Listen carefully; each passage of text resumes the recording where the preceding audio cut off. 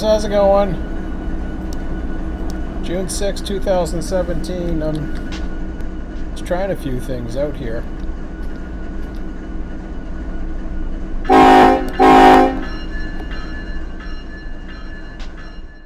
Is that one of the CN engines? I see new world saves. I'm just wondering if anything changed. Maybe that was already like that. I don't. I thought I only had 3 world saves in Selkirk, so I'm just curious what that was. I don't think that's what I had. Sorry. I can give you my usual. What was it, June the 6th, 9:26 p.m. Yeah, sample response for Selkirk.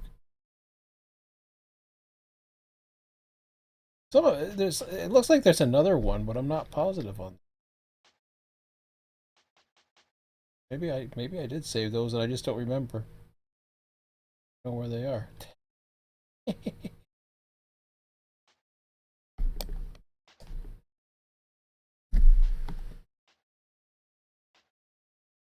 Oh, I was wondering what the hell that said at the top.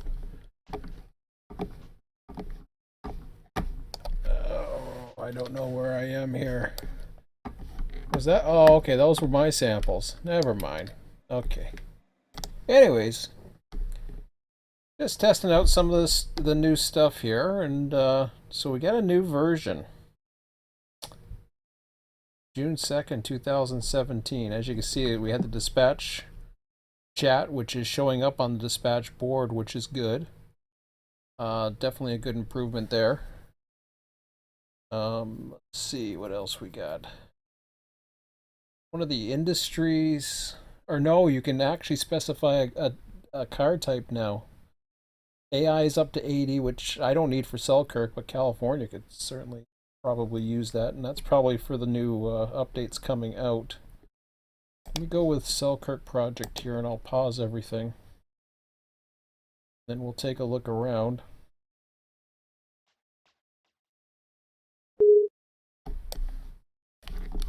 Where am I? Oh, okay. So let me put that to all hold.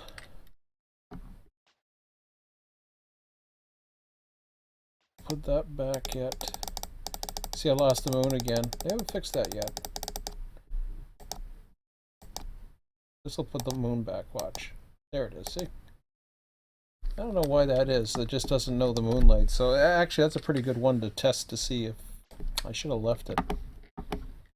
I should have left it just to see how dark things are in certain areas. Actually, you know something? I'm going to try that. As much of a pain that is. Let me try that.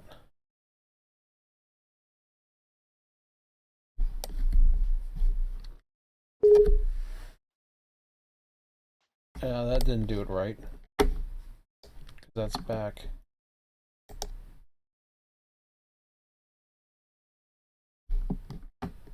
Try sample locals. That time it actually put it back. See, now we got moonlight. We didn't have that before.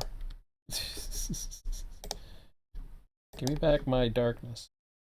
Just for a minute. I don't know if that's the year or what. Yeah, it's now it's moonlight. It was all dark there before. Okay, fine. How about this? How about we exit the simulator? We'll go back in. That should give me. I want to see the dark, how dark is here. I know I could change things around, but this is the way I want to do it.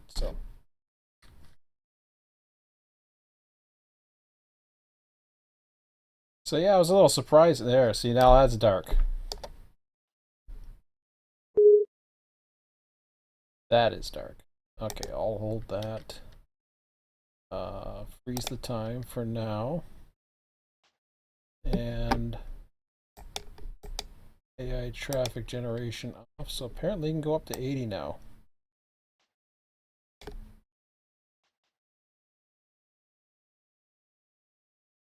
It would add more things, but you know. Okay, I can't even see a damn thing. Okay. How dark that gets, you can't even see. Let me take a good look over at the yard here. See how much light we really do have.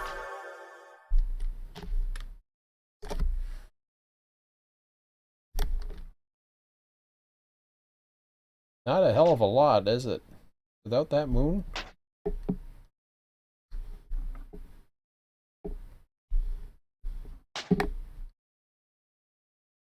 Yikes. How dark that is, man.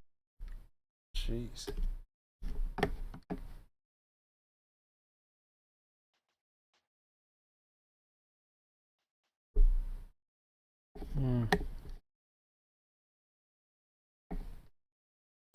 Something got fixed at Selkirk Hump, but I don't know exactly. It doesn't sound like it's anything else. You can see this is pitch black over here still.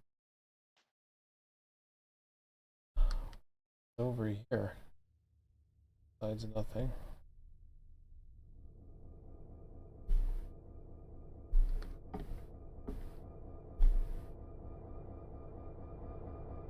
See that a mile away. It's just my one engine.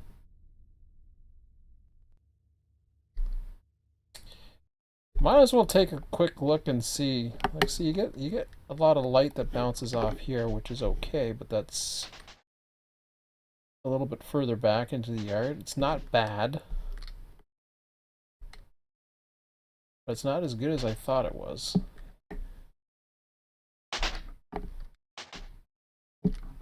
It gets really dark there. Alright, let me go down to receiving. Those lights don't really do much anything, unfortunately. That's the top end yard. This is where I had a funny feeling the auto rack was silly. See, the grass lights all, this light's all up, but then nothing in the tracks. So that's not good. And yes, I know there's going to be moonlight. We're not always going to have moonlight. That's why I'm looking at this very carefully. They're just in bad positions. Okay, what's down here?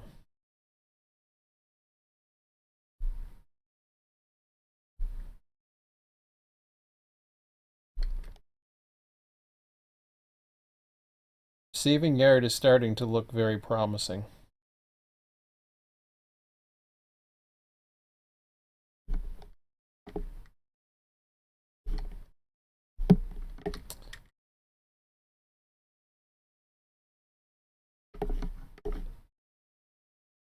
The promising thing that I see, at least about the receiving yard here,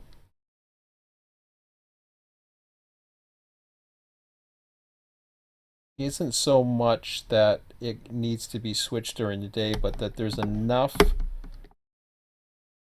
of a spot here so that a train can be coming through, doing its thing and going ahead. Now I heard something about some of the NORAC signals or something being changed, or I still see this red over flashing yellow thing, so it looks like that hasn't changed. I don't know if it was the dwarfs, or I don't know exactly which ones may have been changed. Should go take a look. I don't know if that's going to help.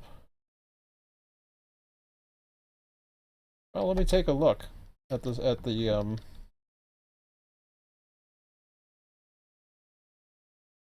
Oh, I can't. Oh, I have to go out to go to the main menu. I don't want to. Let's look around. Let's do some exploring. Hudson Yard. What do we got here? Oh, jeez.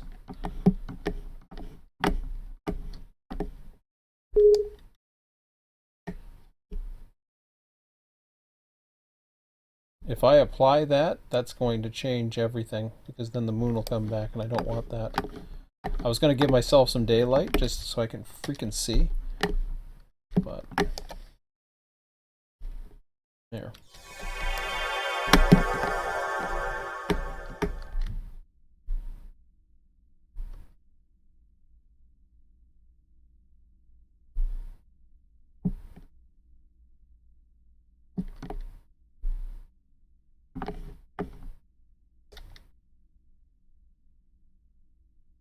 That's a port sub. What the hell am I doing? I want to go here.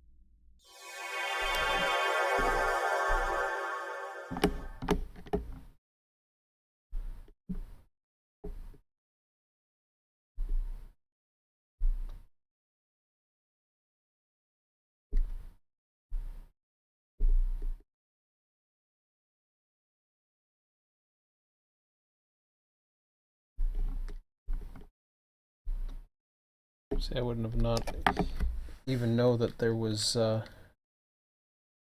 that's good. Put that on. Okay.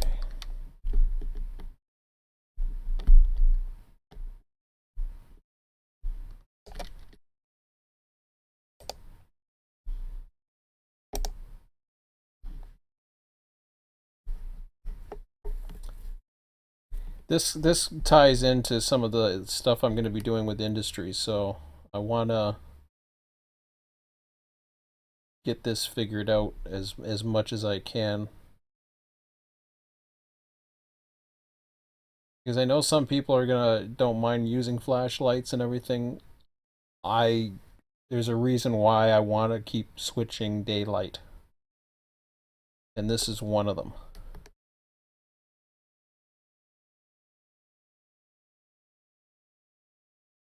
So I guess once you get outside Hudson Amtrak. Oh, this is Hudson Yard. Okay. I gotta go to Hudson Amtrak.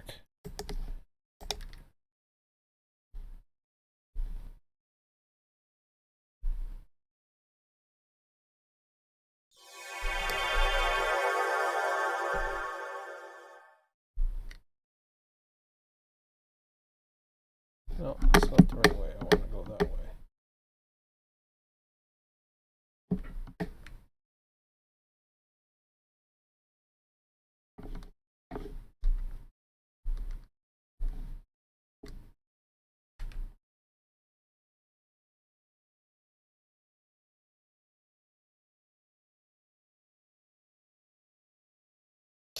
Dang.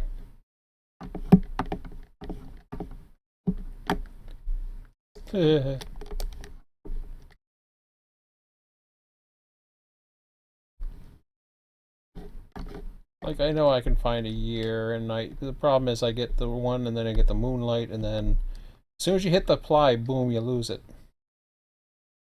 Because the moon comes back, and the moon's supposed to be there on this date, but for some reason you have to hit the apply button for it to come back. When version 2 first came out, I had Jason. Now Jason's a pretty busy guy, so it shouldn't all be on him. Mikey's been very helpful when he can. He's also a very busy guy. I'm not saying a lot of people are busy people.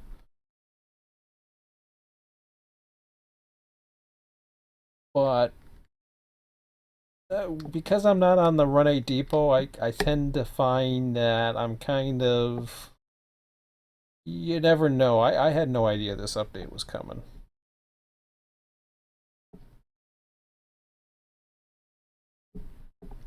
Okay. Well, see, look at all the light here. You know what I mean?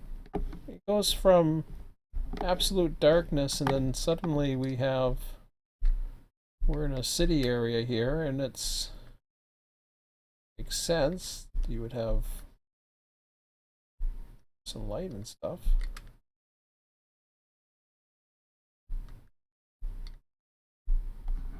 It makes a world of difference.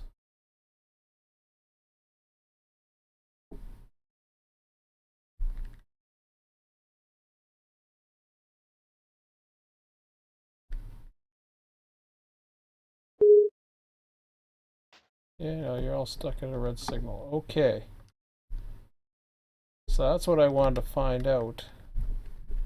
Are we here, or is that... Okay, that's just going up the hill or something. He's working on it, I think. Or is that ADM? Oh no. Well, I see the mill here, so let's take a look.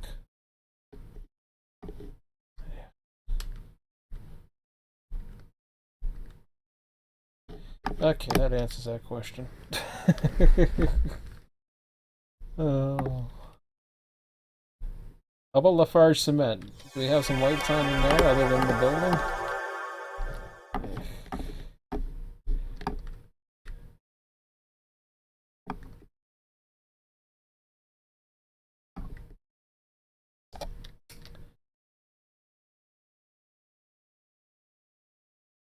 Hmm.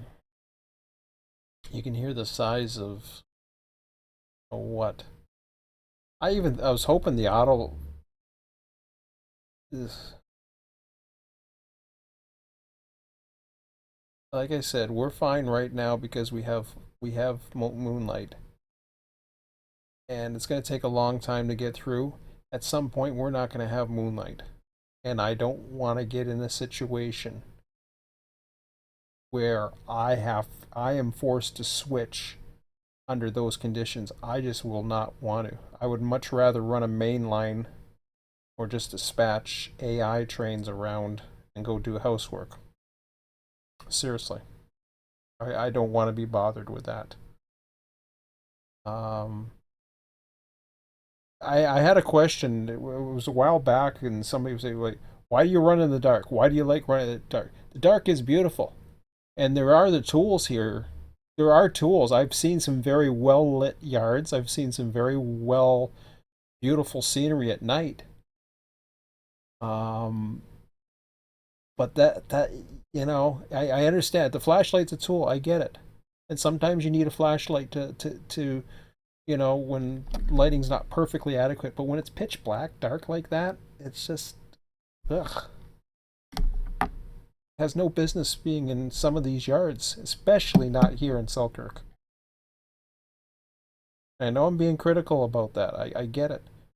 I'm just saying it's you know I don't know. Don't want to be a downer or anything. I'm just trying to find an area that is actually somewhat well lit up. I could go over to Selkirk, or sorry, I can go over to Syracuse.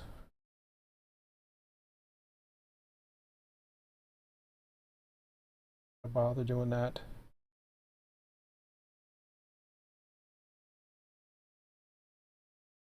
All right, I don't want to get too distracted on this. See, everything changes as soon as you go this. Watch. Suddenly now you can see stuff. And that all has to do with, is it that thing there? Say what? Is he like in a cloud or something? Oh yeah, it is in a cloud. Okay, well whatever the case may be, that's yeah, that doesn't change because of the clouds. It just keeps on lighting. Um, oh crap! I don't want to do that.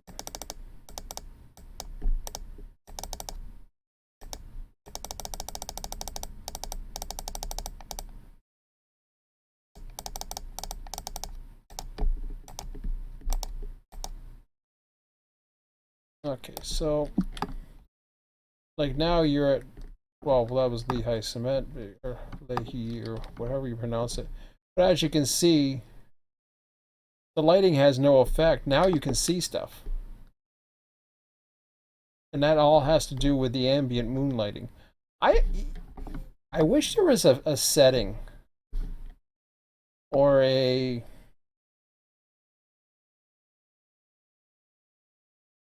I can't explain,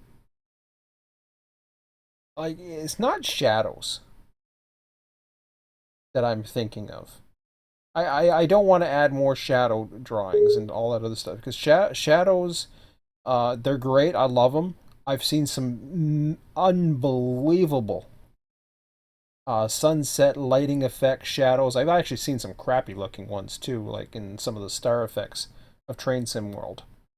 I mean, I've seen some of the videos. I kid you not. I've gone on, I have gone on the Train Sim forum and I have taken a look at of full length videos, and it's just absolutely spectacular.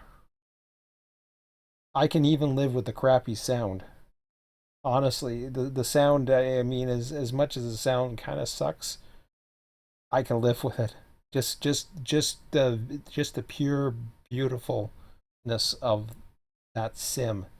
Problem is, you can't do a damn thing in it. I don't own it. I don't want to own it. I don't see myself owning it anytime soon, but I certainly love watching people who do own it, who like to put YouTube videos out because, well, it's enjoyable to watch, but I don't want to run it. Because, it's great eye candy, but I don't want to run it. This I want to run. This I'm looking forward to. Um, Unfortunately, here's what I was thinking of the other night. And the ambient moonlight is great, but it's not the only source of ambient light that's out there. And I know I can go around and I can play, like what can I do here? You got starlight intensity, which, well, had I left it dark, I probably could have took this. I don't know if that would have increased the ambient light or not. Might have. This might have changed it, and now I'm not even gonna go in and try to even fix that now. But when you're in okay, there is a huge difference, and I actually went around and talked about this, and I don't want to be on too like making a big deal about this because I do have work to do and I want to get something done. Setting up for tomorrow. And it's 9:47. I'm not going to make it a great long night. And damn it, I've been yapping so much that I didn't eat in my snack here. Hold on a second. I'll be back. Looking. I was like, damn, I'm still hungry. Hold on a second. Hold that.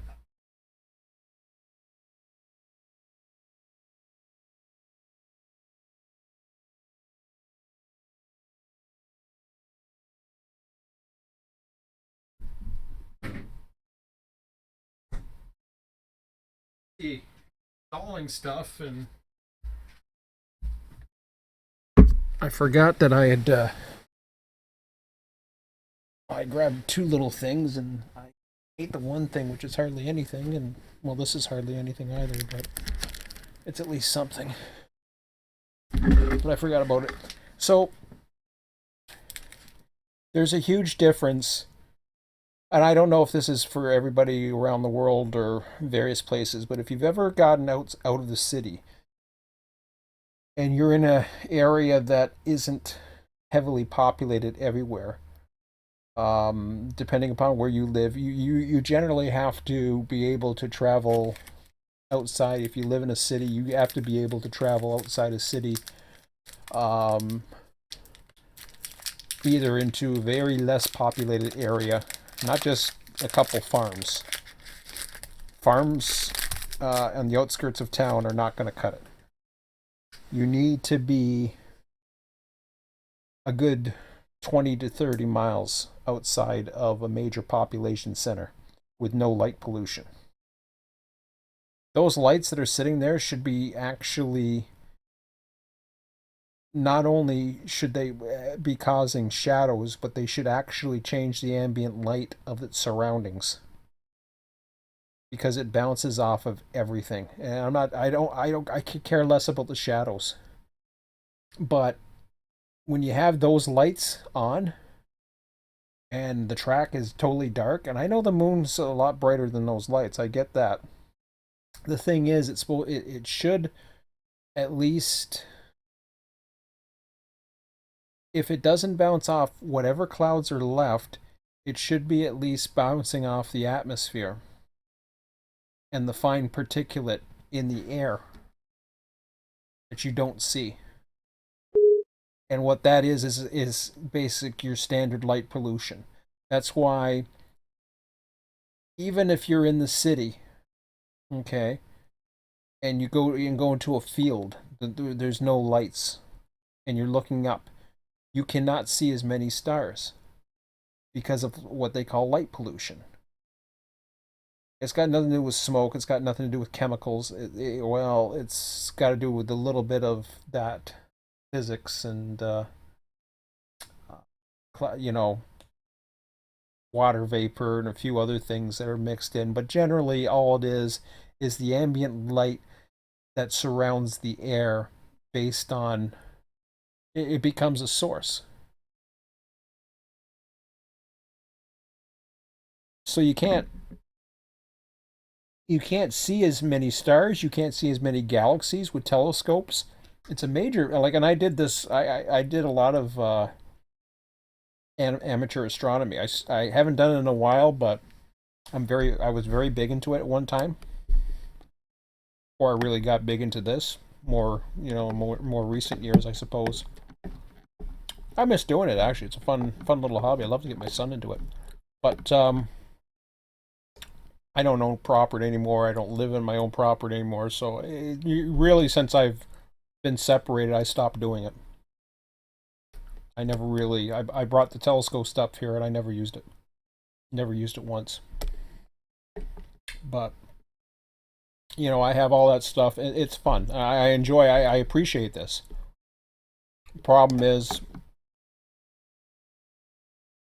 sometimes there's even ambient light when you're inside the engine and you can't see the stars outside. Now I don't know if that's a visual effect or what that is, but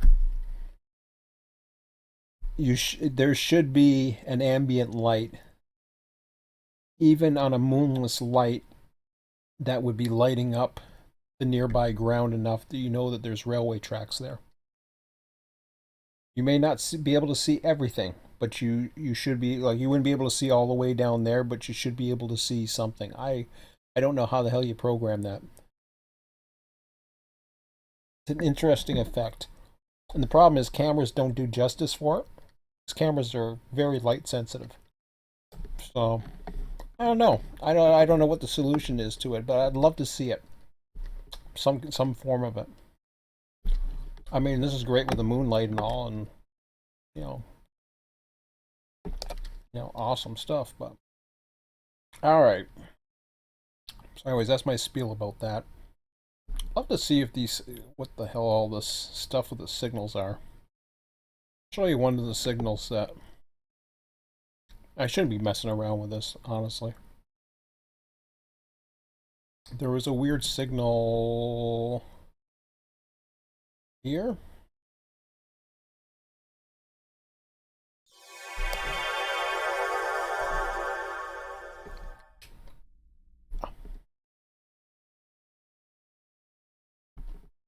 So this is the signals that I knew were a little screwy.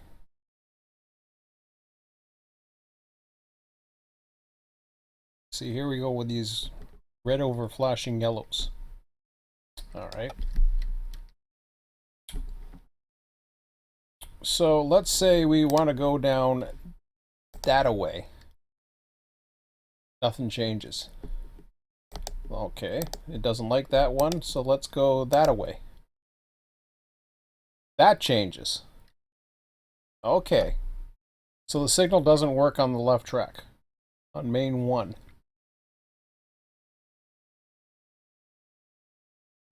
I still don't know what the hell that is, but that I know. That's an approach limited. Which, of course, on the opposite side of the bridge, we have a winner. If I was to click this switch here, so what there should be, this one's given a medium indication, must be a medium crossover switch. So there should be a yellow over green as opposed to that red over flashing yellow funky dookie, whatever the hell that signal's supposed to be. I do like that.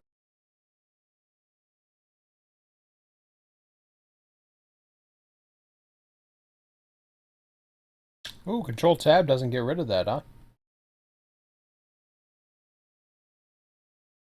Not like this one, where I wonder if there's oh.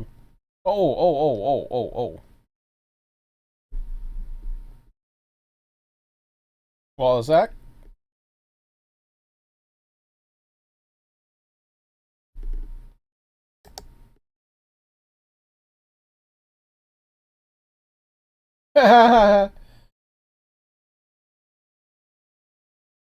Does that like fade out after a while?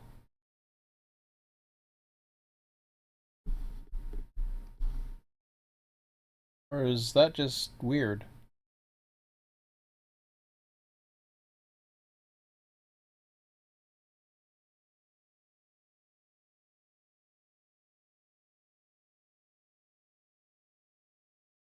That's a little funky. How come that's still in there? Hmm. Okay. Well, that's fun. We'll explore that some other time. It's industry time. Ooh. Filter. Okay, this must be the fun stuff. What is this all about?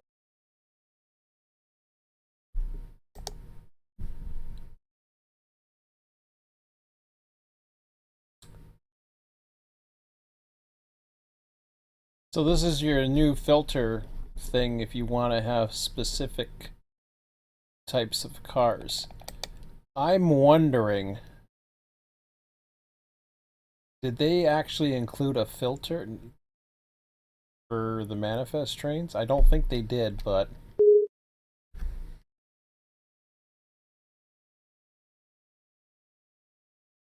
um, what I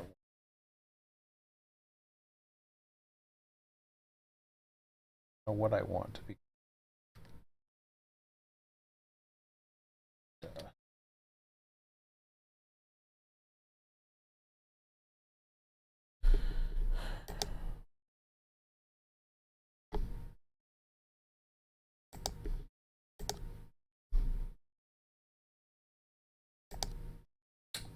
Okay.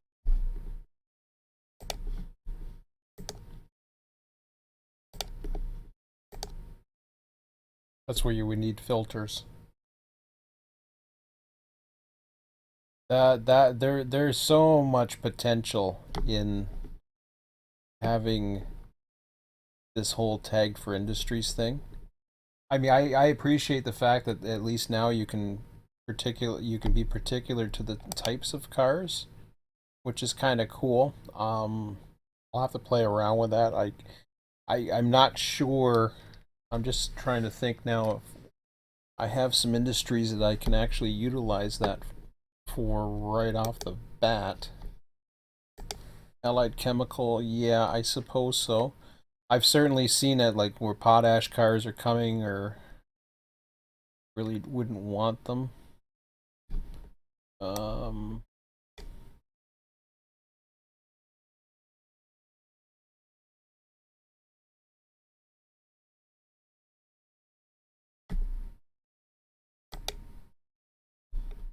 like box cars where you can filter out some of the FMC cars, for example. So I mean, there's certainly oh.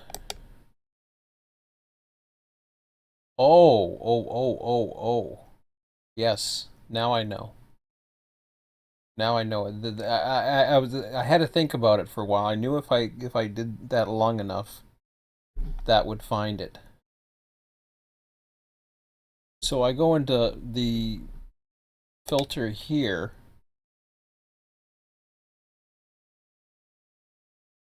and then I have to check these particular cars. I forget which ones do what, but some of them have the recycling loads as opposed to the other loads, etc., etc.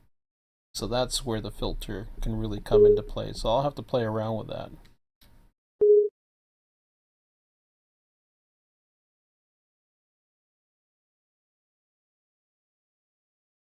It's weird how that doesn't fade out.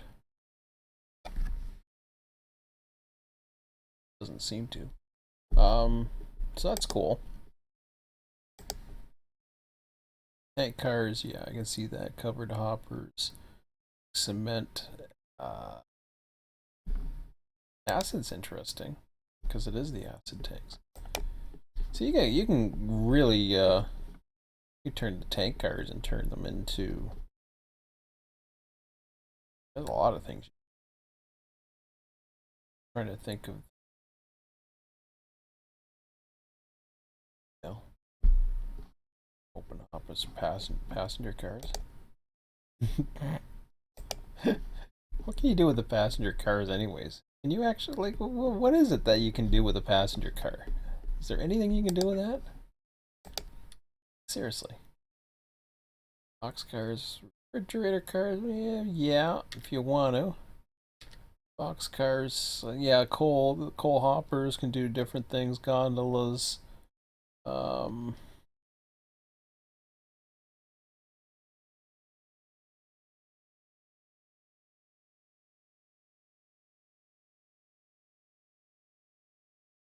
yeah, there's definitely some potential there.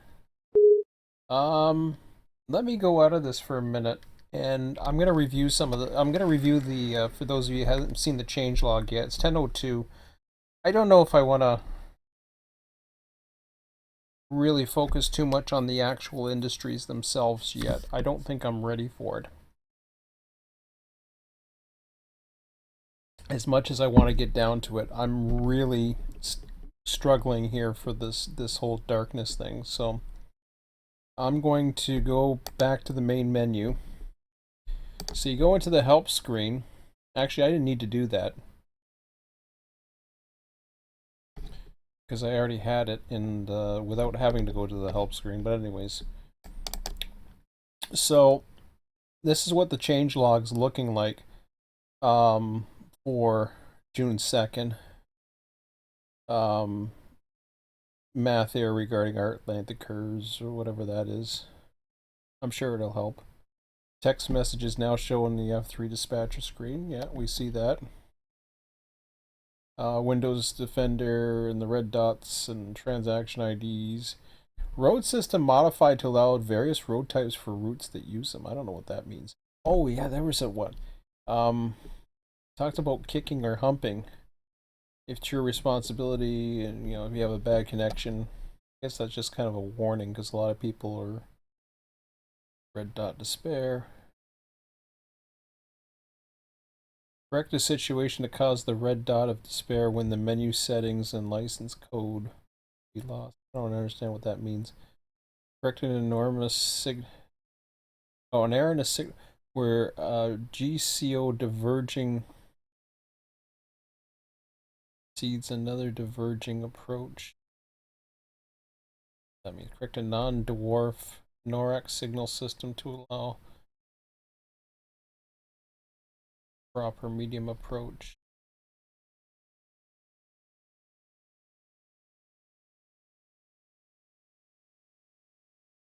See, those signals I'm familiar with. The NORAC signal. Still don't know what we're flashing. Corrected a condition that would cause a previously valid license to wait. Something about the PCSs. Maximum AI. See, there's the only mention about Selkirk. Corrected a condition that would cause a null reference crash when humping Selkirk Yard under the right circumstances. I've never had a crash. What I have had is cars that just suddenly stop the hump. I don't think I ever. No, I never had a crash. That's interesting.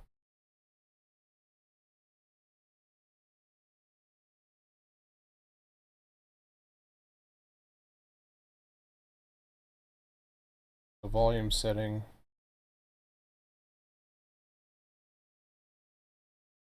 DS block lights. So there's track bumpers apparently somewhere. Track bumpers where they are used.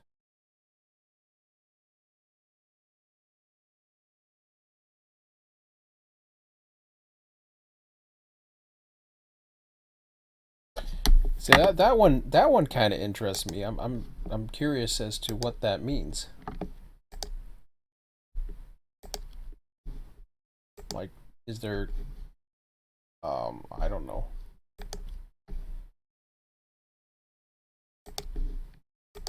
Like, is there actual real bumpers?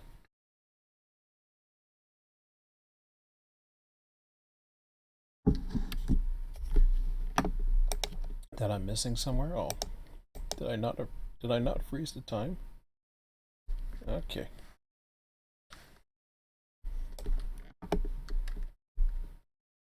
Ooh!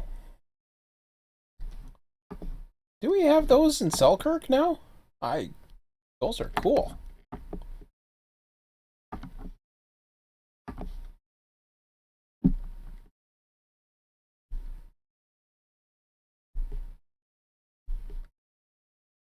Dang! Holy crap! Okay, I gotta see this. I'll be disappointed if they're not in well, I have no idea. Selkirk can sometimes be the red-headed stepchild, though, of Run8, unfortunately. So we'll see. Let's go into it for a minute.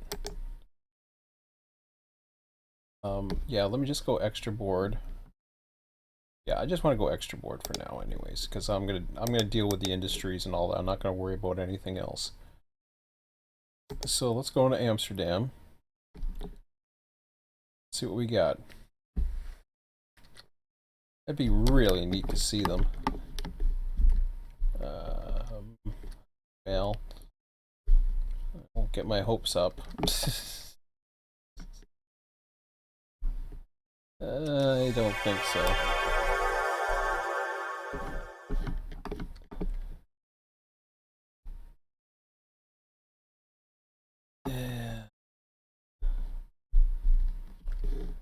I haven't seen. Well, then again, I've seen a bumper. All I see is. Is that a bumper? Like, seriously? Is that their form of bumper? Or was that just there? Yeah, stop sign. I don't see bumpers anywhere. Dang it. Those look so cool, too. Ah.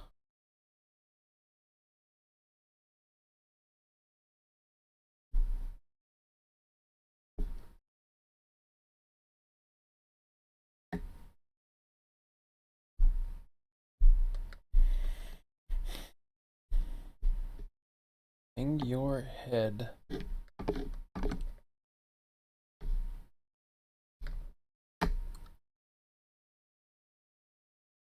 Well, that sucks. There's a new feature in the program. Well, guess what? You got to be in the right route to like it. Did Florida get it?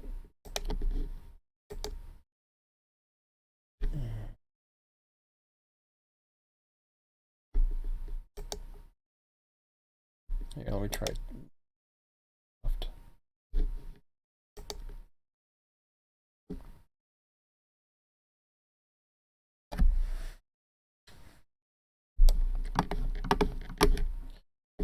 Well, looks like the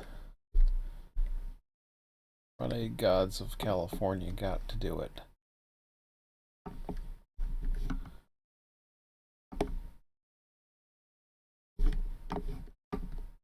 Nice feature, just too bad it wasn't like, I mean, I don't think that's a bumper. It looks like graphics to me. I've seen that in Florida before. They really look cool and all, but my bet on that is it's probably not a real bumper.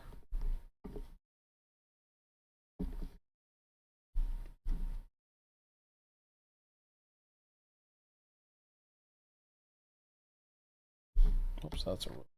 Okay, enough of fantasizing about the bumper. Well, hold on a second. How much is Southwest California, and they have it everywhere?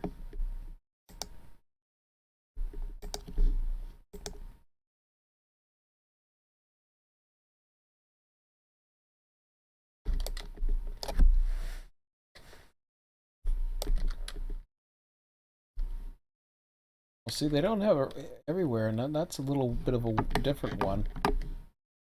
Maybe this is just something that they're just happened to test out at Bakersfield, because they don't have it everywhere.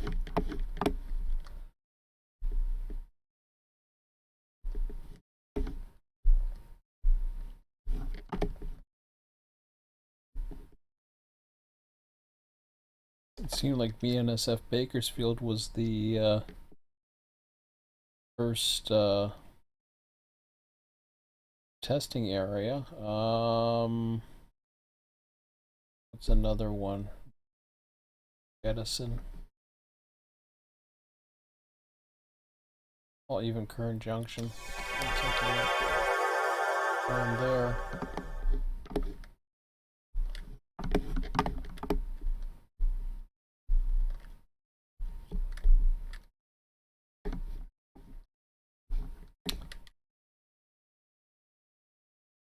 Well, sounds like I just got lucky and found the one area that had it.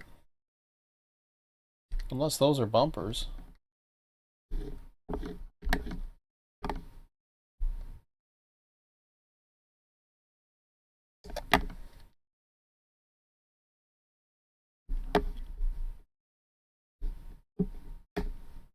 I know I'm not doing what I wanted to do, but I'm just curious about what is available. Freight locals,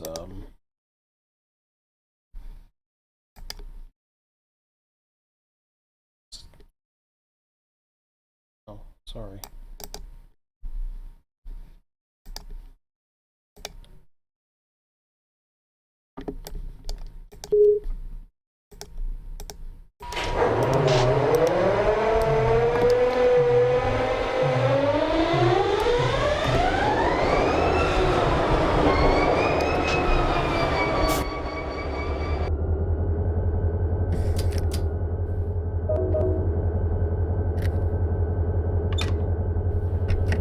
Don't be an idiot, so I won't be an idiot.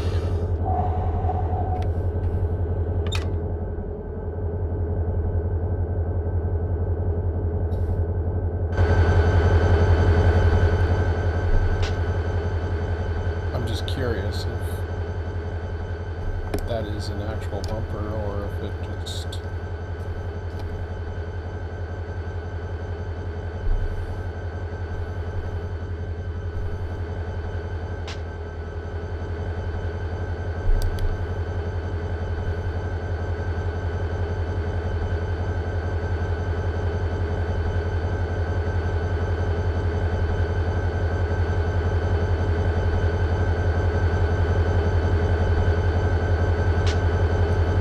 Well, it did stop.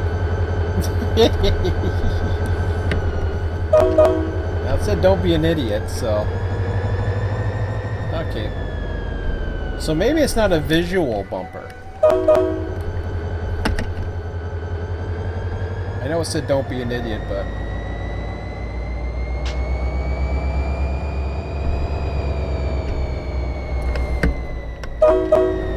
You know when they say don't be an idiot, people are going to be idiots, like me. And I know that's not the purpose of it, but it's actually a really cool feature. But I'm going to be an idiot. So don't be an idiot. So this is what you do not want to do.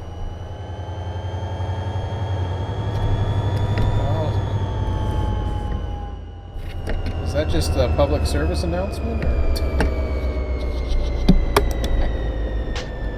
Okay, that's cool. Well, okay, well, no. Let's go someplace where there's real-looking bumpers. I assume they work the same.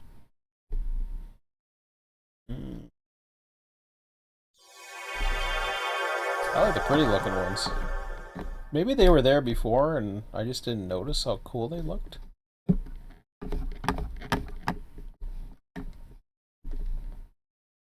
Maybe. I know they said it could appear that it goes through or something like that, or I don't know what that was, but... Okay.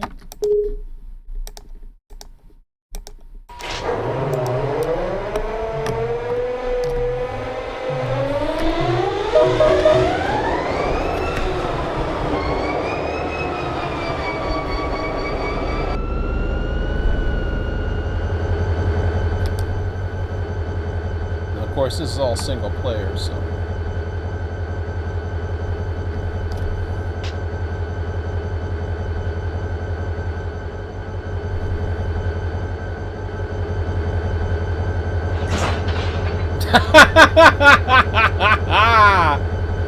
Okay, so the bumpers are different than the...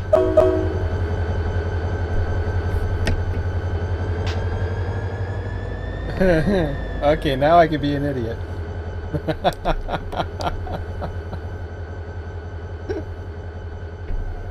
So the bumpers are different. Did we always have that ability? I thought the things used to fly off unless they've changed both of them.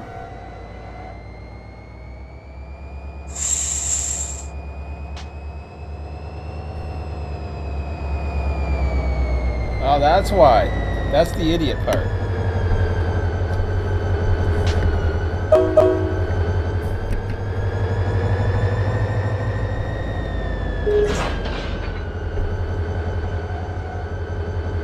Oh, yeah.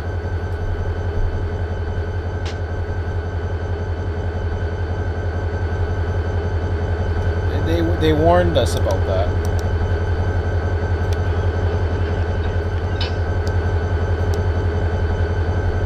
Okay. Well, I like it so far. It's actually a pretty cool feature. Although I have a train that actually tries to run off the track on purpose. Let me see if I can read this up on the bumpers again. I'm spending way too much time on this update, and I knew I would tonight, but where are we at here? All right. Oh, I see. Awesome. The sim can now have proper track bumpers when they are used and crash into them at 20. Bumpers are meant to prevent movement, not stop it. If you hit them at more than a few miles per hour, the sim may not register the collision. The faster you hit the bumper, more likely you will break the knuckle. If there's no bumper or a car passes through,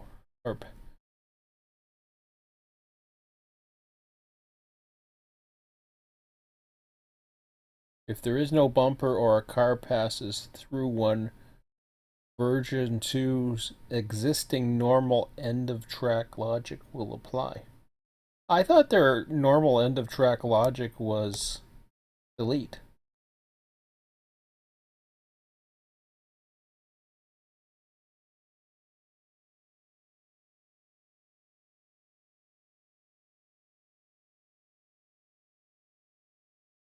Bumpers only affect a player's own train or any cars he has hump kicked on his computer. Bumpers do not affect network trains nor AI controlled trains. You may see another guy's train pass through a bumper due to internet. Well, that's cool though. So if I go back into Mohawk,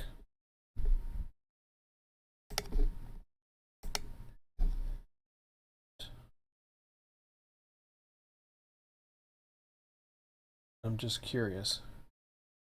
That's the first time I remember seeing bumpers. Other than those little dirt things. Maybe that's the version 2 logic. I don't know.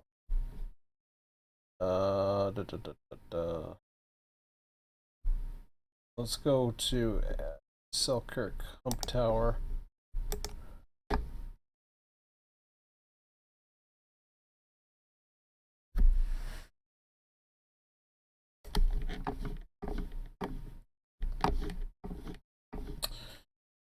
So over here, I had a spot. Was that over here? Here, where I was running trains off. This is where I run most of my mains off. Now here you don't see. What the hell is that?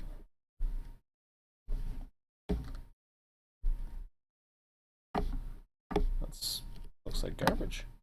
Okay. I don't know what it is. Never noticed that before. Okay. So I'm going to place the train here.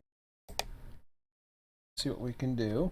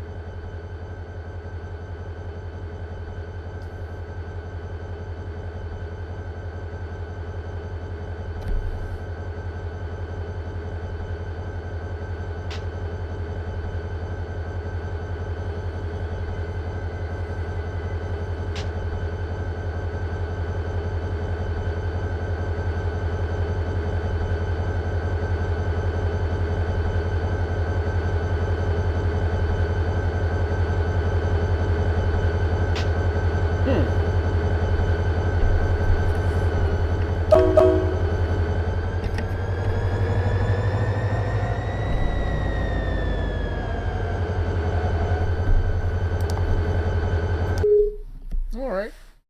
Cool. I guess that was in.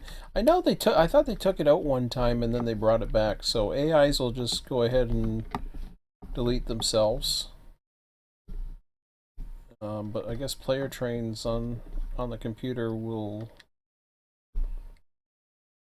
do its own thing. That's kind of cool. Okay. Oh man. Well, how about I minimize that for a bit here, and we'll get to all the good stuff that's coming up. So it's 10:23. I've gotten down to the getting the actual schedule. I actually inserted the passenger equipment. Locals I haven't figured out just yet. Now I have some different symbols in here. Here's what I'm proposing. And I haven't, like I said, I haven't figured out priority number 1 for tomorrow. And let me just take a look at Run8 servers and see what we're at the moment. I think I saw at least myself and 2 others on for tomorrow night. Last I checked. It's going to be midnight, but it will be moonlit, so we will be able to see at least for the next little bit. I'm thinking that I'll probably change that over to receiving one of the receiving tracks anyways. I'm not too sure which one. I have receiving 1 set up. That last stretch there where you saw the engine pop in, that's comes off of receiving number 1. And what that is an automatic for anything that's bound for Selkirk that's AI to delete itself. And that's just to avoid using the hump or going through any processing, any further processing, I should say, just because we don't have the manpower. So I look and manage sessions. Yeah, so we've got. I'm starting at 7. I just, for whatever reason, I didn't put a time, but yeah, we're all set to start at 7 o'clock, and so that's cool. So I want to stretch again. I want to stress again the way I see these locals working, and not all of these are going to be operational. I'm going to start off with the one deal, and that was Utica. I've pretty much decided what I'm going to do with it. And I saw a YouTube video the other night more recent. I've seen, I did a little bit more research on trying to find something.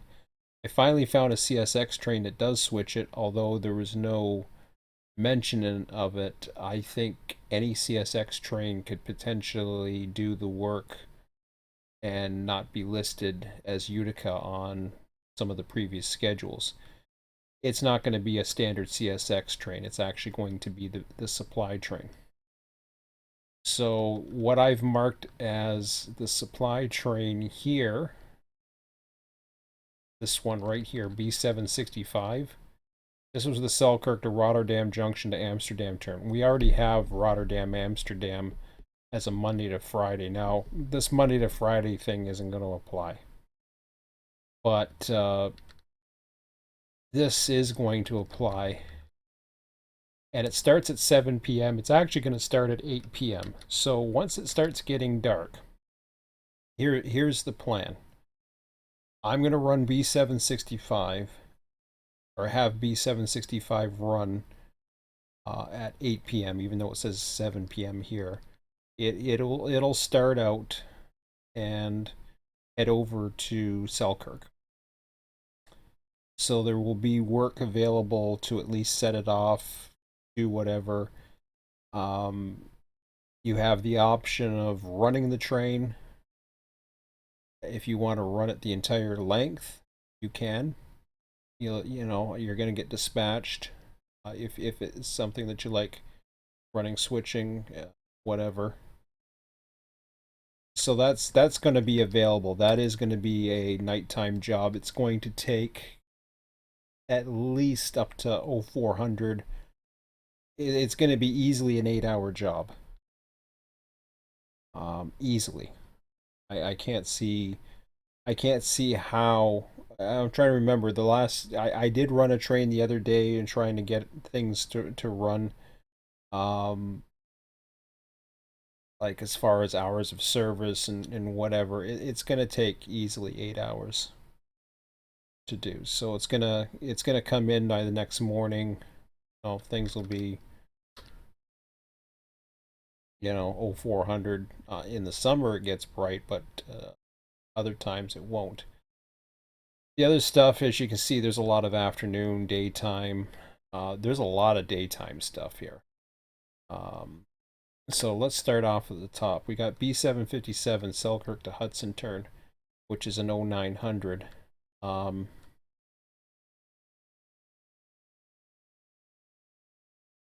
Switches industry. It doesn't take approximately. Maybe it does. I don't know, but whatever.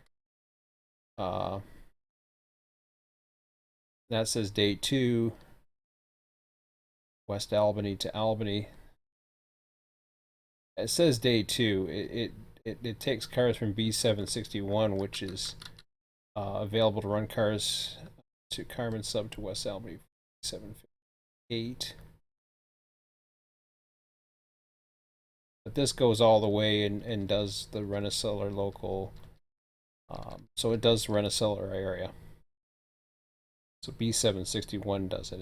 It's not. You got a B763, which is South Schenectady to Guilderland Cell to. Well, this one's supposedly does not. This is not to do.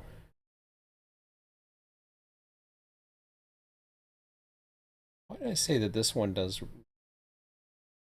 That's a Guilderland. What the heck?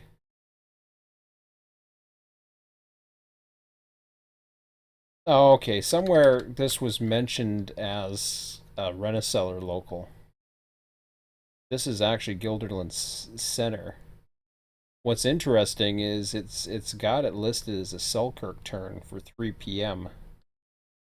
As an afternoon job, so I'm not exactly sure what that is, to be honest. South Selkirk has a 1900 as well.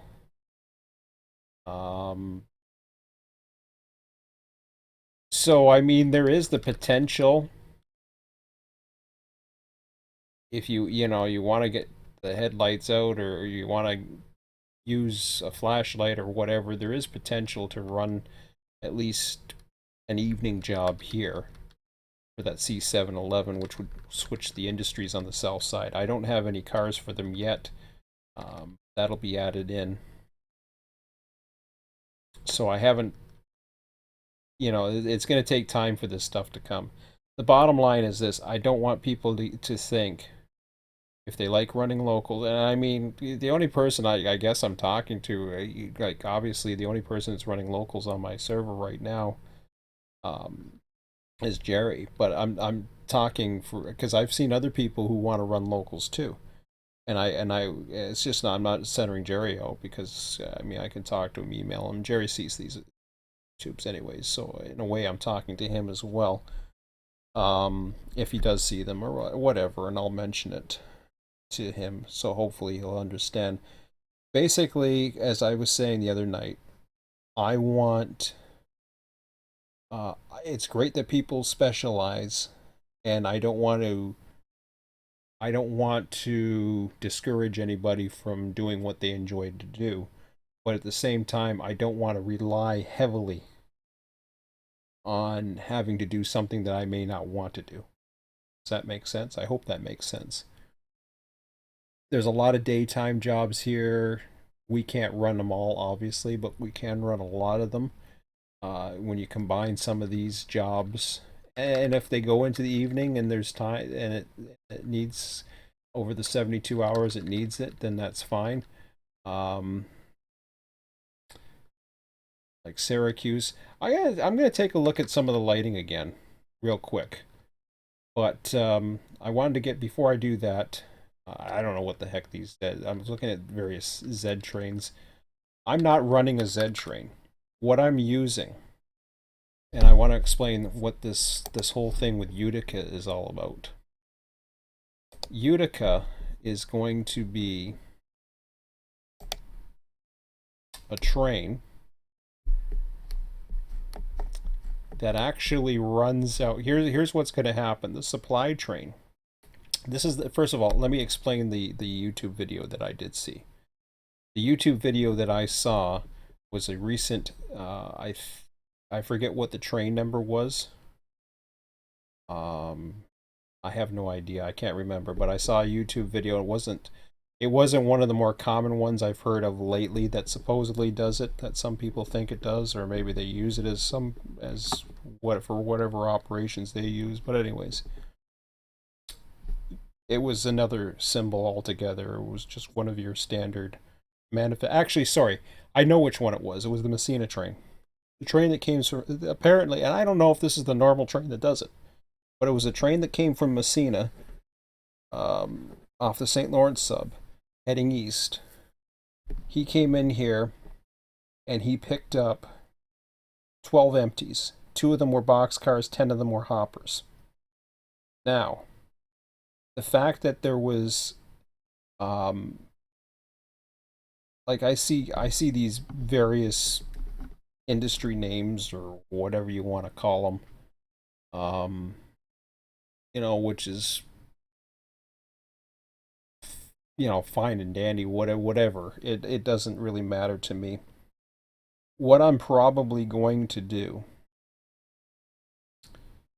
is I'm probably going to bring in, I'm not too sure what. Honestly, I'm not exactly sure where I'm going to put the one industry, but I do know where I'm going to put at least.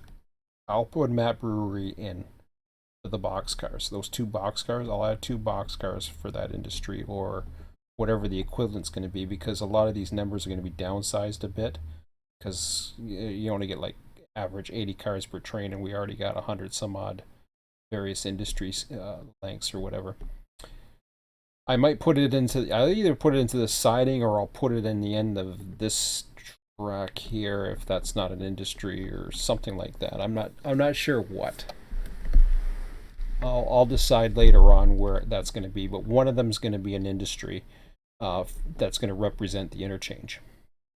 And I'm either going to do it in the form of this runaround here, or something like that.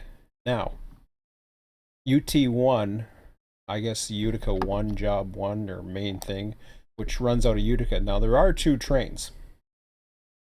There's actually a train that the MNAN runs that apparently they, according to their website, they do have trackage rights to Utica. So that's where they do the interchange.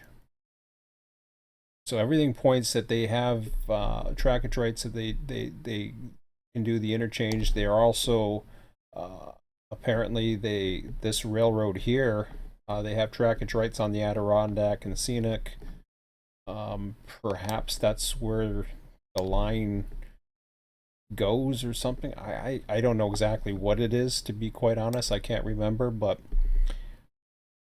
because I know of only one industry here that's being used for M&N, I'm going to forego running that train, and I will just call a UT1 for both that industry and these three industries here. There's no other industries that I'm using. The Utica switcher, what it will do as a job, will basically come out, cross over, work here. What'll happen is the supply train will come in westbound. If it's got anything that it needs to supply for the Utica area, it's going to drop it off here. It's not going to drop it off this way. It's going to come in here. It'll run off the main here. It's got plenty of, it can actually clear the main, do whatever it needs to, and drop whatever cars it needs to here inside this yard. Then it'll continue on. So it's going to be an in and out type thing. I believe that was a nighttime job, if I'm not mistaken. Let me double check on that. I think I said it was an evening. It was like 8 p.m. or something like that. So it's gonna service South Schenectady. It's gonna service here. So that's two right now. So you got to run a little ways, but the bottom line is you need somebody to go in. Now, if somebody doesn't want to run a main line and they're more interested in switching, I understand. But the whole thing is, at some point, either I'll have to take control of it, which is fine because I don't mind doing it. Like I said, I'm willing to do whatever it takes to make sure things run. So that'll be something that I will highlight. Nighttime operations is not going to be a huge switching adventure. And that's why I'm doing the 72 hours. I'm trying to space it out so that we have realistic daytime operations. Plus, I'm also putting mainline trains back into their more typical scheduled call times. Passengers are going to run when passengers run. Freights are going to run typically when freights run. There's going to have lulls. There's going to be busy periods, etc. It's not going to be as hectic as it was before because it will be somewhat controlled, but possibly a little bit random. But the thing is, I'm not going to be spawning custom trains all over the damn place. They're going to be, for the most part, they're going to be the AI spawn trains. At some point, I might get into RTS generated trains, but that's not on the foreseeable near future. So what'll happen is UT1 will be based out of NYNSW engine shop. When he does run, and it's not going to be every day, it's going to the idea is for him to run every 3 days. And there'll be 3 supply trains that will build up everything. That's the same with all locals. All locals are going to run 3 days. That's why there's a 72-hour cycle on them. So when it comes time for NYS1 to run, he'll take the cars that are for Utica and Rome, and he'll basically run his train up. He doesn't have to cross over. All he has to do, well, I shouldn't say he doesn't have to cross over. He'll have light power over here. Okay. He'll come across here, run across over here so that he can get to the other side, take the set out, then head out, and he will run to he'll run over to Rome, do his little run around there so he can get his cars back down to Savina, or maybe he does a run around here. I don't know. Whatever is easier to switch. I haven't switched this area. Jerry switched it the one time, so whatever's easiest to do, Savina, do that switch, come back out, take the main back, and then once he gets to Utica, just past the Amtrak station, back into the yard, and then basically work the yard from there, work the industries, do its thing, put the power back, and that's the end of its run. And oh yeah, and make sure that the set out, if there is a set out for, or sorry, a pickup for the supply train heading back to, which is basically our outbound, which isn't technically Selkirk, but it's the port sub. Everything gets tagged port sub. So whatever's tagged port sub is going to head back on the supply train heading back towards Selkirk. So that's everything that comes out, whether it be loads or empties, for the supply train that heads east. We don't have an east supply yet, turning supply, because we haven't had enough industries to go through its generation process, and we're still building industries up. So that's what I envision that to be. Now, I've already run 2 supply trains. Unfortunately, one of them's already been switched because, you know, we started getting locals going. It's going to be boring for a while. It's going to be a lot. I think the bottom line is this. I mean, if there's not enough industries to run right now, I have 2 options. I either fast forward the clock, which I really don't want to do, because I want to get a sense of timing. I want to get a sense of how long things take. Unfortunately, this isn't a realistic timing sense, because not all the industries are in, and not all the cars are in the industries yet to be switched in and out, so you can't do a pickup and load scenario just yet. But my focus for at least the next session, the midnight to 4, is to get the supply trains heading west and into position out, so that when I do spawn in the new supply trains, which isn't going to happen until the next afternoon, supplying those and everything, that, you know, they'll basically be able to do their thing. There's an auto rack train that's available, but, you know, you run it all at night, there's not going to be anything in the day. That's all I'm saying. If you run all the switching jobs at night, there will not be anything left during the day. So I don't know.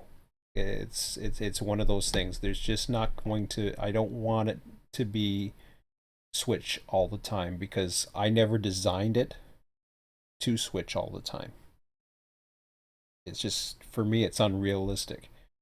And I know 72-hour cycle is unrealistic too, because when you look at this, but here's the thing. This is what I'm getting at is, number one, the lighting conditions don't warrant it. It doesn't warrant a comfortable switching operation when when it's a non-moonlit sky, and the schedule itself warrants daytime operations for almost everything. The only one that I see so far that comes close is the supply train. Syracuse, I don't know if I have way back data for the times that they'll start. B768, B769. I'll take a look at those. If they warrant it, then fine, I'll put it in, you know, for, say, Syracuse. But we've already had a Syracuse train not too long ago, and it's still in the process of going through its motions as well. So, I mean, if you're the type that doesn't like to run you only like to run locals, then that's okay too. There's just not going to be stuff for you. There's main lines to run, or, you know, you can wait till something becomes available, I guess. So it's all about getting the flow and getting into a schedule, and trying not to. I just don't want to have to, when it ever comes down to where I have to, like, things change. Like I said the other day, I don't want it to ever get into a situation where where it comes back falling on my shoulders, and then when it's on my shoulders, it's not enjoyable for me because I'm can't see a damn thing. I got a flashlight, and it's just miserable to switch. Unfortunately, the situation is not realistic. Um, as I've said, I do not like the lighting situation in the yards. I don't like the lighting system in even some of these industries have better lighting. I know they do. Don't get me wrong, I know they have flashlights too. I know there's dark areas where you can't see a damn thing. I get that. But there's a lot of these areas that have plenty of ambient lighting so that you can switch properly. Many companies have them. So that's all I gotta say about that. I'm looking for people that are willing to do whatever needs to be, either if there's nothing to be done, then just to be happy enjoying running trains, even if that's not their most favorite thing. And we've had people like dispatchers who there's all kinds of things. So but hopefully I'm clear on that.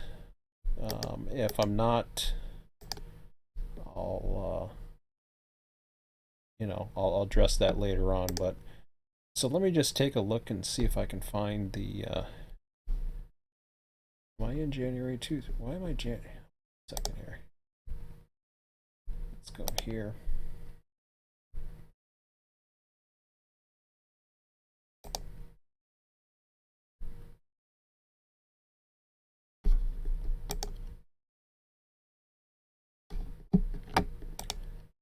So I want to see if that particular train, if I can, because I don't have times on all of these.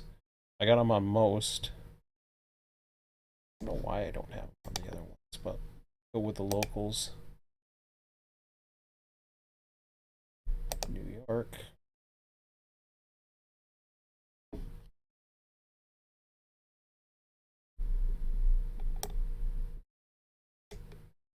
See, there's your 0900s, right?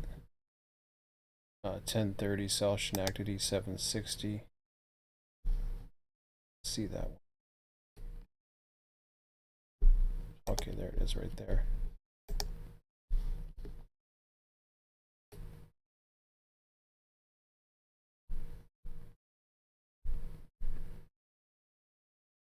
So your Syracuses are, well, there, you got one. You got one that's 11 o'clock.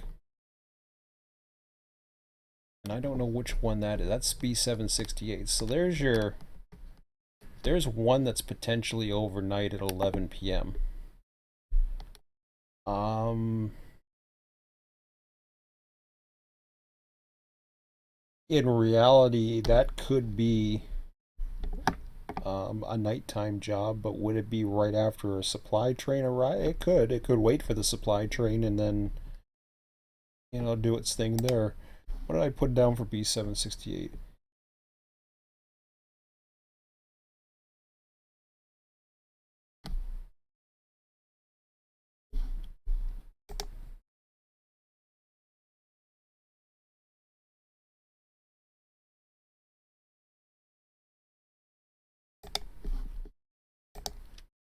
So that is a 2300 train. Okay. Oops, that is. So that's a 2300 train. I hadn't seen these times before, so I just wanted to see. So that one's a 1030. That's your first night one. Now, again, keeping in mind of the various lighting conditions, let's just take a look and see. Maybe the lighting's there if we're lucky. I doubt it.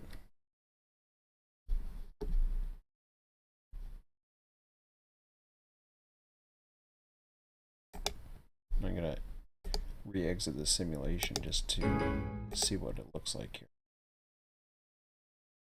So I haven't really got into much of the industries, unfortunately. I did want to do a lot more. I got the schedule portion up. I still have to do a little bit of work on the schedule, hopefully tomorrow.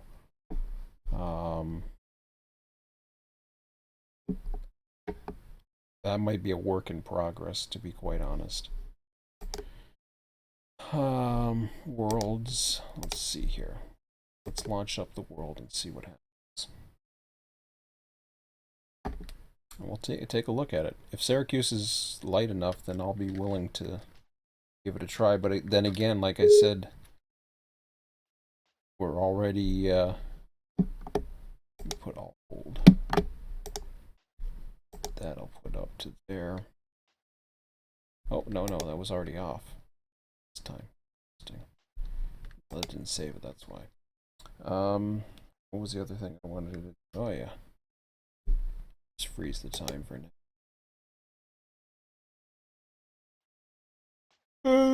Did I stop everything? Oh, wait a minute. Yeah, AI traffic generation is off. Okay. Let's head on over to Syracuse and take a look at what the lighting situation is over there.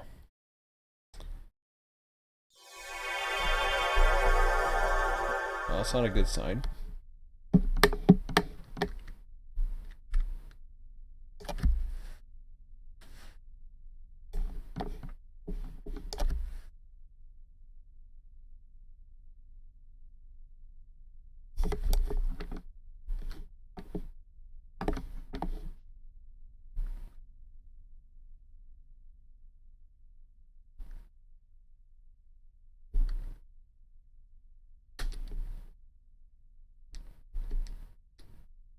Yeah, that's not good.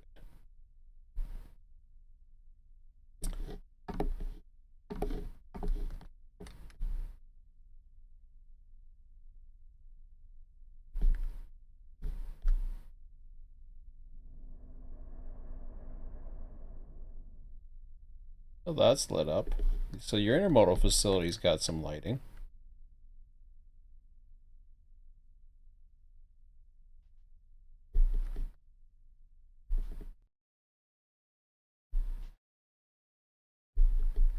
We got all these lights over here, whatever that is. Is that part of the yard? I don't even know what the hell that is. Yes, it is. Oh, is that the main line?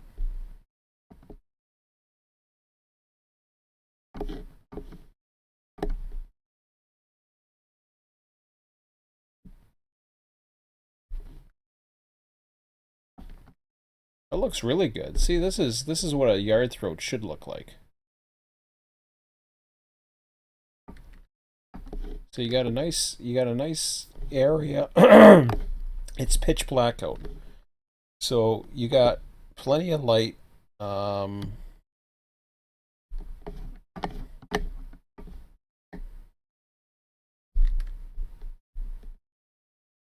mains are fine like that. See, that's totally fine. But what's cool about that is you've got what appears to be an area of track that has, you know, some adequate lighting or semi-adequate lighting, which is fine, but the yard throat is good. This is even, is that the end of the track? I can't remember. Okay.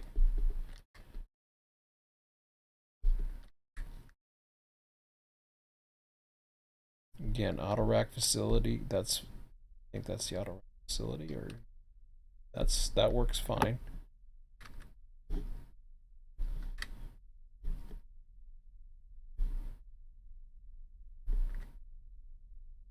Yeah, you got one track over there, although the ramp track isn't really lit up, but still, it's better than nothing just to have at least some lighting.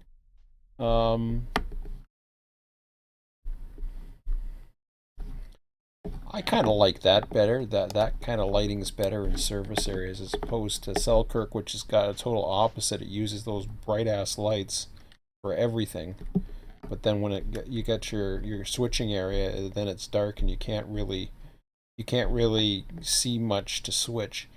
I don't think industry wise we're going to be able to do much. Pardon me. It's in my throat here. So let me follow the tags and see what we got here for. Okay, it's just a train that's holding on the main.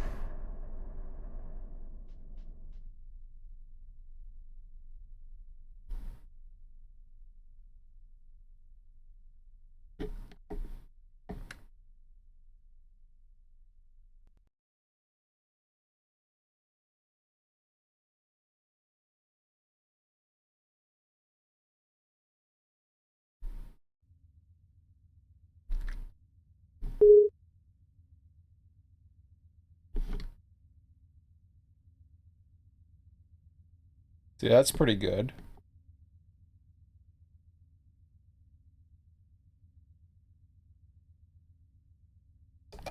So that's Worth Beer Supply Woodworking. I don't know what we have in Syracuse.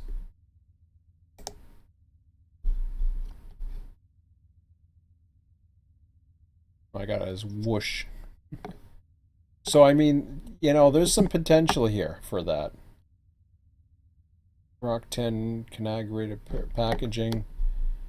And, you know, who's to say you can't switch one area and do one another time as well? It's possible. Or define the areas that's really good to switch at night, I guess. Like, I know railroads aren't supposed to be, like, you know.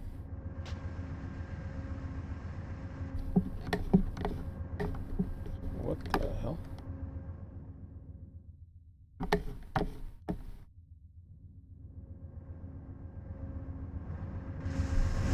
thought I heard an Amtrak.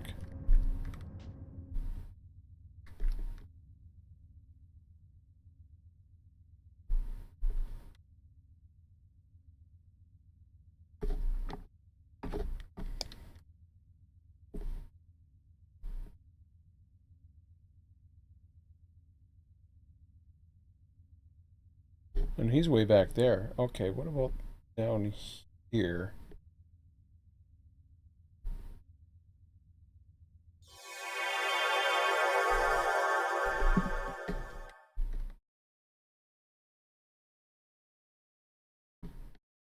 Yeah. So General Chemical. Yeah, I'm just. I mean, yeah. I don't know. It's gonna be great in the day. It'll be great under moonlight. Other than that, it's gonna be a little crazy. It's just gonna be one of those things.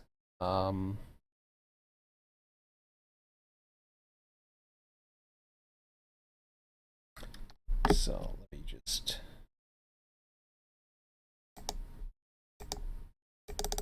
put everything back into perspective here.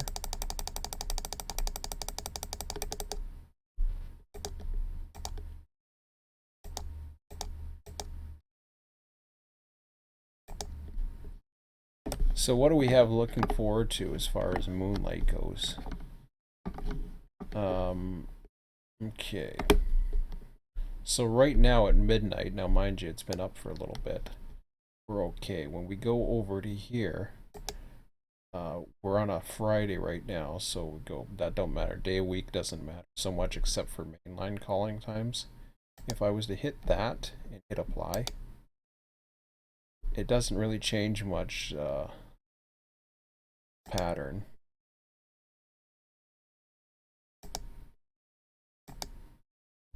Wow.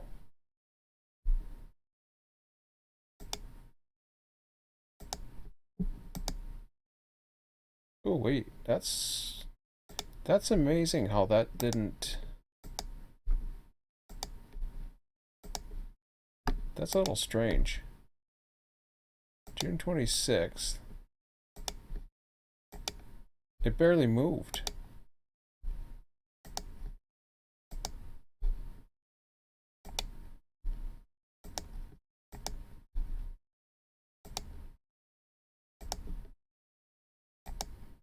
It really. Okay.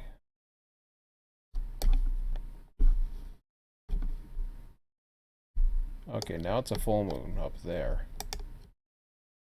So it does the phases, but it doesn't really do the positioning right of the moon, by the looks of it, anyway.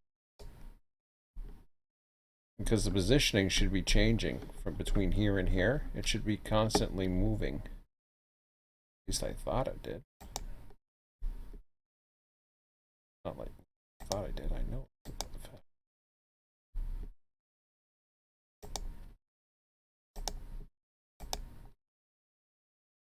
They simplify something. So that's your full moon, which is even brighter, huh?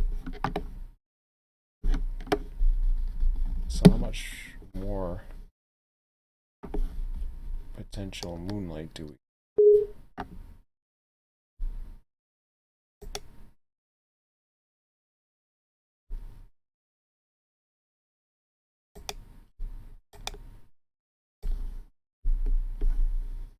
That's not good.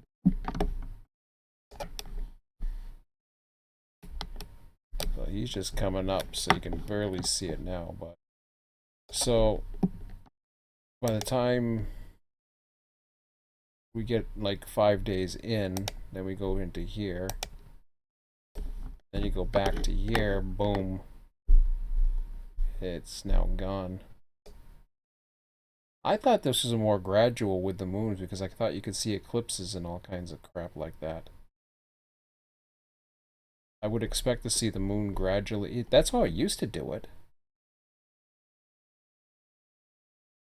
They changed something like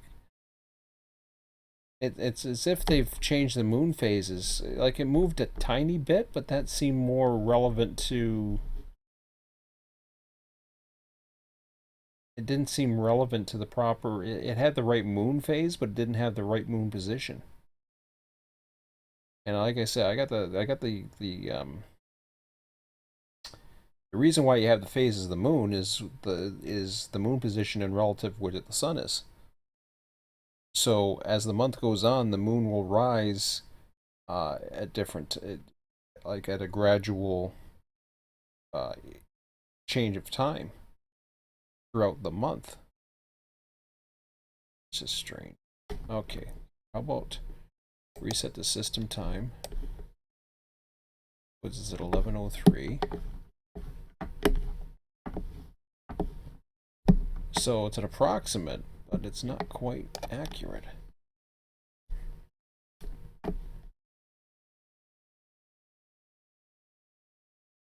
See this for a minute.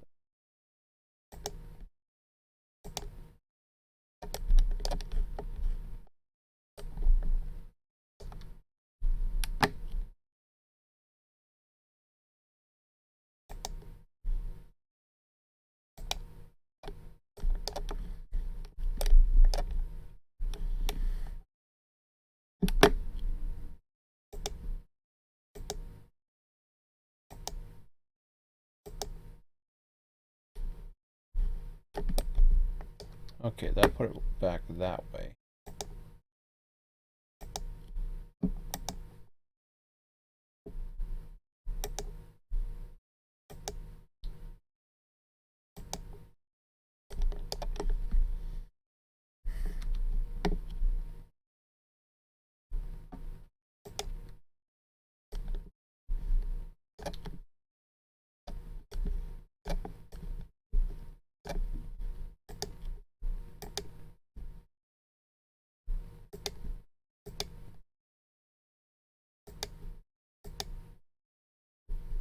See how I did that? Very gradual. And then it jumps on the moon phase. There. There it is, way the heck up there now.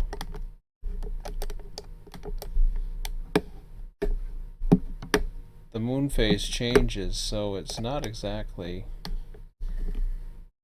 Now you're into a full moon.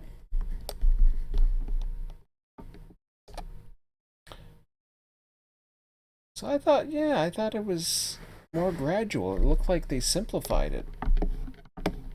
At least that's my guess, but again, you know, when a new version comes out and things change, you never know what goes on.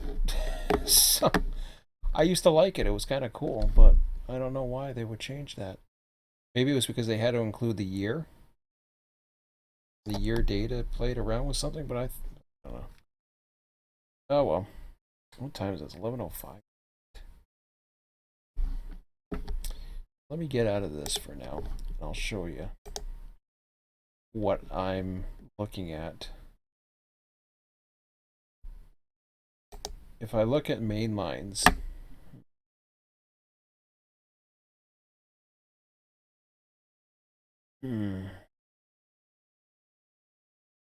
I still don't. I haven't scheduled anything because, unfortunately, I don't really have the schedule set yet. I got them all in here. I just haven't figured out how the hell I'm doing this yet. In fact, I haven't even. Oh no, those are all dailies. So Oh, I didn't even think. What are we on, a Friday? I think we're on a Friday.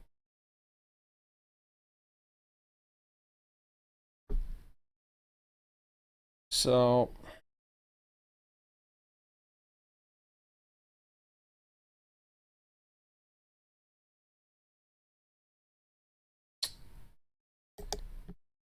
I should have done this start stop instead. In fact, I may do that real quick.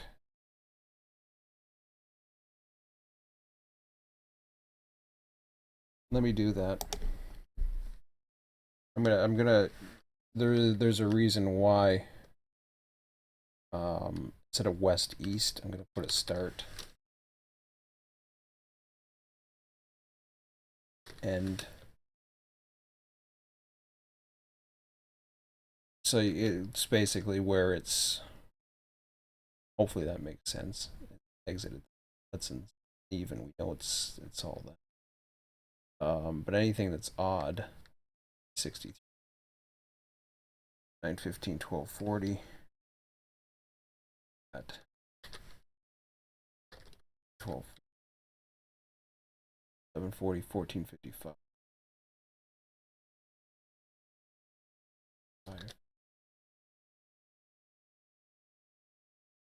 1600. Bear with me for a second.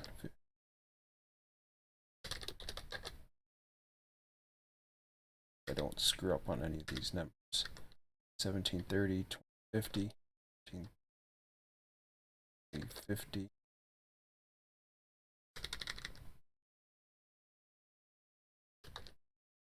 6, 9, 1230, 1650.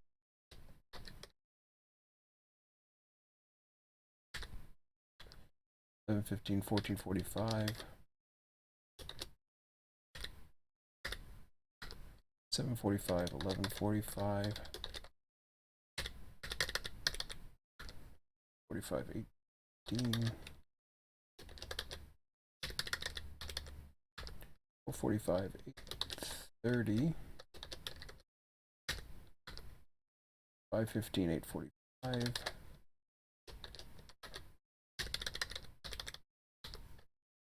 45, 1530.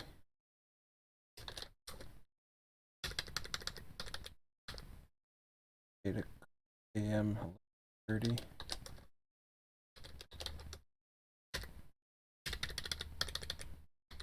15, 1300. 45, 930. 30. Clock 545.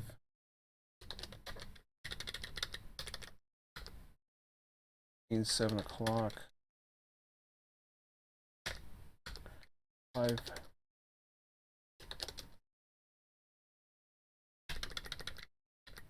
Wow, this is taking forever. 1, 545. Damn it.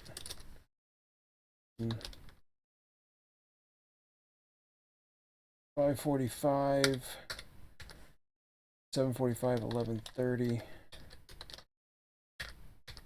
545, 930. 745, 1515. 50. 1430, 2030.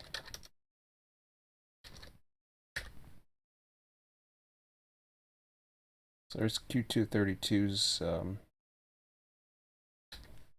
up there. See at 345, 715. Q232 is normally a morning train, so it doesn't start off till 545. 15, 19.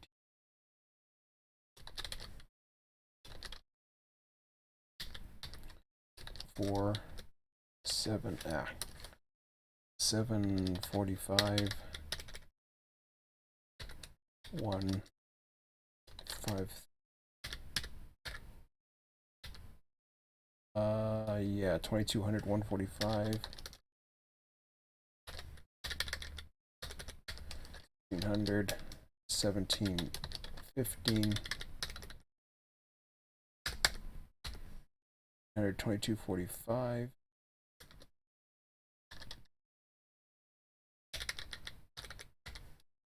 100.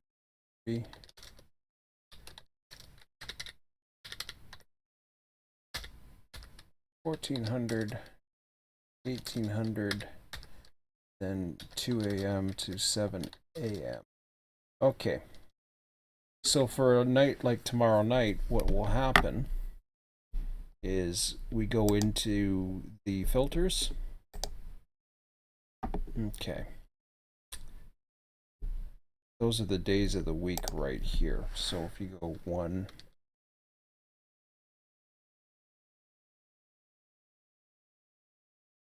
I guess they kind of turned themselves off when these things came in. I think it was a Friday. Don't quote me.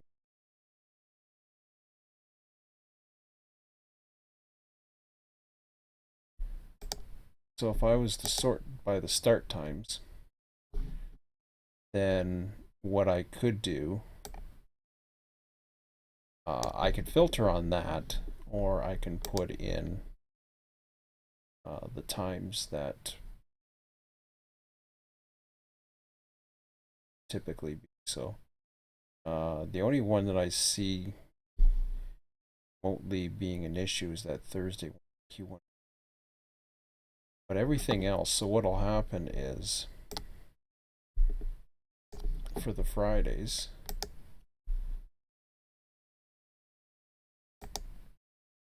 you'll start seeing these particular trains will start showing up if they were to arrive on time, which, since I don't have the random system, I want to get it working. I really want to work on this and work on some algorithms to get it pretty much going. So looking at your typical you know, day or whatever the heck you want to call it, you can see it's kind of funny. A lot of the day, I never noticed that before. Most of the dailies take place during daytime hours. Passenger service. Not all. Wait a minute. I don't have all the dailies in. Oh, wait a minute. Something ain't right there. Okay. These auto filter things did not. Hold on. Undo. That's not right. Data filter. Alright, let me turn off the filter. Let me get rid of that.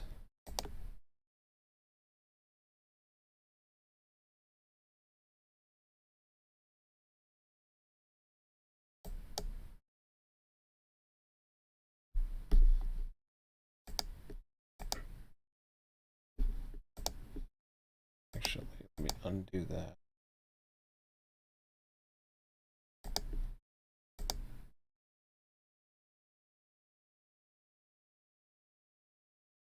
I think that looks right.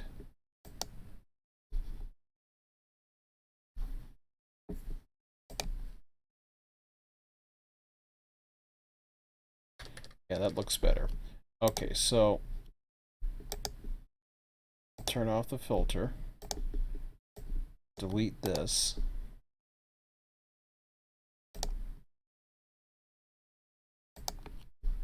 Now, I'll turn the filter back on. See, now it includes it all.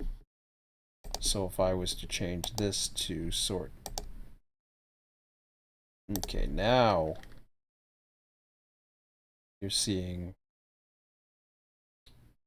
instead of having just a few of them, you can see that that's showing up. So your typical Friday, if you look at the start times, if you look at the start times throughout, you can see a lot of the overnight, there's a lot of traffic, and then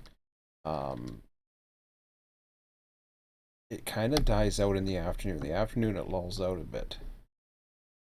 So, for example, the 12 o'clock session would only contain that much, which isn't much difference than what it is now. 6, 7, 8, 10. There's 11 spawns there. So the overnight's actually, this is believe it or not, this is one of the mind you already have a lot of stuff spawning, so so you got 14 trains there in the first trick, 4-hour tricks. I don't.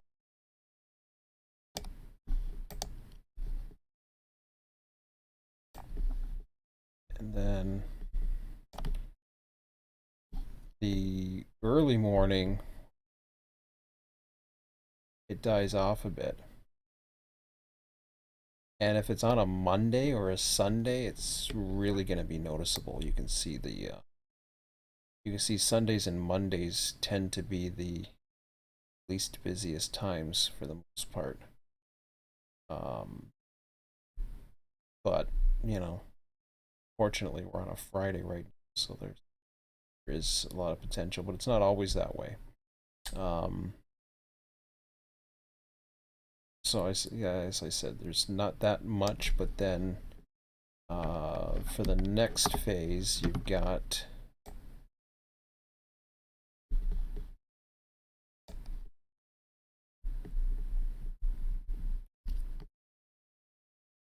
late morning, or the morning, later part of the morning. You got potentially 14 trains, although there's a couple that are only run a couple times, so that's kind of spread out.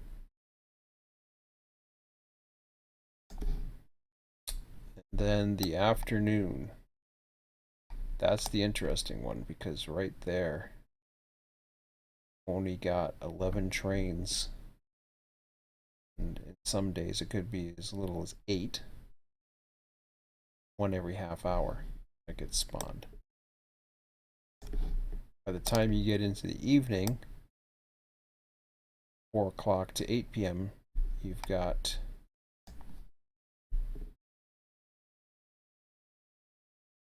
10 trains with a little bit of spawning, and then your late evening, it kind of, that's where it really dies down. Actually, that's actually the one of the worst slumps right there, which is interesting because that's not originally what my data was showing me. You get a little bit coming in, but then you have some that's left over. I don't know. We'll see how it goes.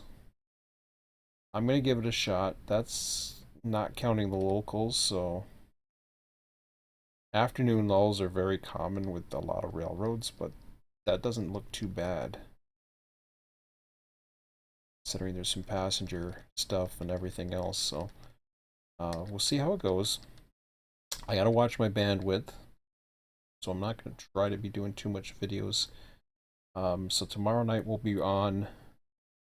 Again, my focus, the only focus I have right now is to get.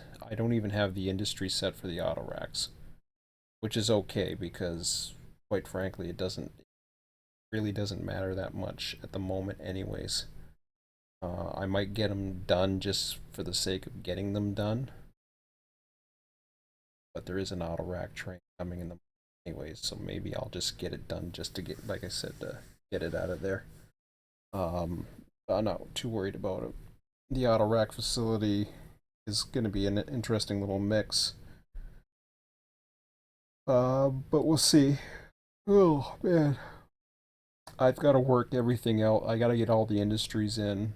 I haven't been able to do that yet, so I got a little bit of time. The way I see it right now, I still have a little bit of extra time. Didn't get as much as I wanted to get done, but I've started at least, so I've got this all over in its own thing. I have all the industries down with the exception of the last ones that I was doing for whatchamacallit, Utica. I gotta put those, figure out those last 2 industries in there as well. But once that's in, then I can take those final symbols, figure out what I want to do with them, double check the loads, empties, all that other stuff. So that's coming. But everything else is set. What is that? I didn't see that before. That there's okay, that's Messina.